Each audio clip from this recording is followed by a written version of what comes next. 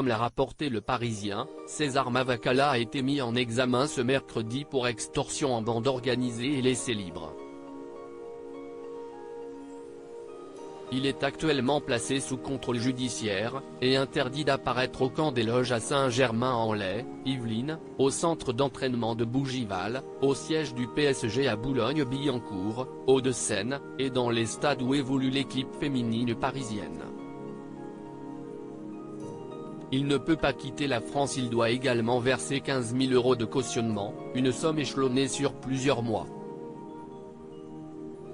Il a surtout l'interdiction de se livrer à une activité de type conseiller sportif, et a fortiori d'âge sportif.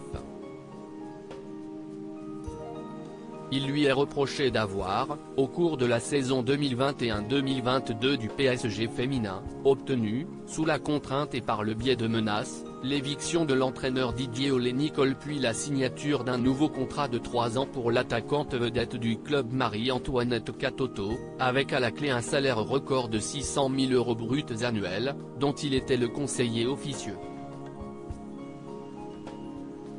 Il aurait mené, de concert avec Aminata Diallo, une vaste opération de déstabilisation du club parisien afin de faire évoluer à sa guise l'organigramme de la section féminine. Une affaire dans l'affaire, une sorte d'affaire dans l'affaire, liée à l'agression dont Kéra Amraoui a été victime le 4 novembre 2021 à Chatou, Yvelines, rapportent nos confrères. Pour rappel, cette dernière s'était fait violemment agresser par 2 hommes cagoulés alors qu'elle rentrait à son domicile. Des faits pour lesquels Aminata Diallo a été mise en examen en septembre dernier pour violence aggravée et association de malfaiteurs.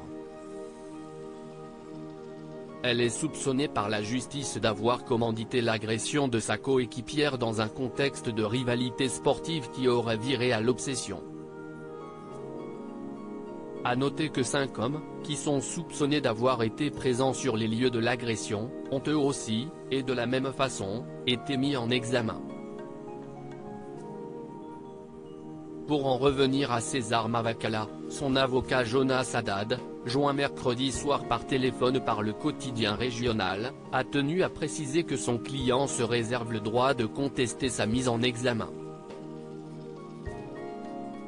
Reste à savoir s'il décidera de sortir cette carte ou non.